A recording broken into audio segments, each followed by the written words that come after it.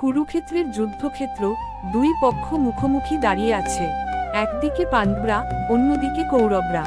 শঙ্খনাদ হয়ে গেছে, যুদ্ধ শুরু হবার প্রস্তুতি চলছে। সেই সময় মহাবীর অর্জুন তার রথে বসে গ্যান্ডীব ধনুক হাতে তুলে নিলেন। কিন্তু হঠাৎ তার দৃষ্টি পড়ল যুদ্ধক্ষেত্রে দাঁড়ানো সৈন্যদের উপর। দাদা ভীষ্ম, গুরু দ্রোণ, চাচাতো ভাই, আত্মীয় স্বজন, বন্ধু। অর্জুনের হৃদয় ভারী হয়ে গেল। তার হাত কাঁপতে শুরু করল, চোখে জল ভরে উঠল। তিনি কৃষ্ণকে বললেন, হে কৃষ্ণ, আমি কিভাবে এদের উপর অস্ত্র তুলব? এরা আমার আপনজন। এদের হত্যা করলে আমি কেবল পাপই অর্জন করব। এই যুদ্ধের কোনো মানেই দেখি না। অর্জুনের হাতে ধনুক ঝরে পড়ল। তিনি রথে বসে হতাশ হয়ে মাথা নিচু করলেন। তখন রথের সারথি ভগবান শ্রীকৃষ্ণ ধীরে ধীরে মুখে মৃদু হাসি নিয়ে বললেন, হে অর্জুন, তুমি যোদ্ধা। তোমার ধর্ম হলো অন্যায়ের বিরুদ্ধে যুদ্ধ করা। এখন তুমি দুর্বলতা দেখাচ্ছ, যা একজন ক্ষত্রিয়ের জন্য লজ্জার। তুমি শুধু শরীর ও সম্পর্কের দিকে তাকিয়ে আছো, কিন্তু আত্মা যে অমর, তা ভুলে গেছ। কৃষ্ণ বললেন, আত্মা জন্ম নেয় না, মরে না। দেহ আসে আর যায়, কিন্তু আত্মা চিরন্তন। তাই তোমার এই ভয় ও দুঃখ অজ্ঞানের ফল। এই শরীর ধ্বংস হলেও আত্মা ধ্বংস হয় না।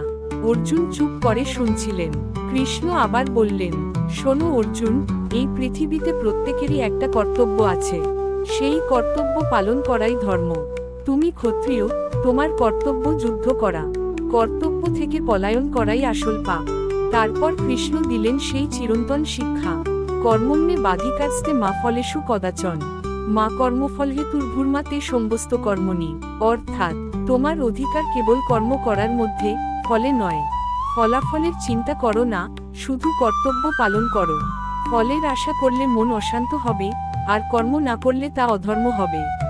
কৃষ্ণ বোঝালেন, যেমন সূর্য আলো দেয় নিজের জন্য নয়, বরং সবার কল্যাণের জন্য। যেমন বৃক্ষ ফল দেয়, নদী প্রবাহিত হয়, তারা নিজের স্বার্থ দেখে না। ঠিক তেমনি তোমার কর্ম হওয়া উচিত নিঃস্বার্থ। ফলের মোহ ত্যাগ করে কর্ম করো, এটাই নিষ্কাম কর্মযোগ, আর এটাই সত্য ধর্ম। অর্জুন ধীরে ধীরে কৃষ্ণের বাণী বুঝতে শুরু করলেন। তার চোখে আবার দীপ্তি ফিরল। তিনি গ্যান্ডীব ধনুক তুলে নিলেন। দৃঢ় কণ্ঠে বললেন, হে কৃষ্ণ, আমার মোহ কেটে গেছে।